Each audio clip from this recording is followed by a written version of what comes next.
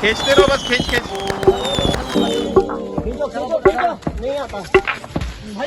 प्यार इतना ज्यादा दिया कि वो रोने लगी, मानसिक संतुलन अपना खोने लगी। पहले गंदा किया फिर खुद ही धोने लगी, एक रात में हिला उसे होने लगी। मैंने बोला एक छोटी सी फाइट है, सुबह ठीक 6 बजे मेरी चंडीगढ़ की फ्लाइट है। स्केड्यूल थोड़ा टाइट है, कहती आदित्य झूठ बोलने की भी एक हाइट है। कैसे बताऊं लाइफ झूठों से बनी, पिए से है के जो घूटों से बनी।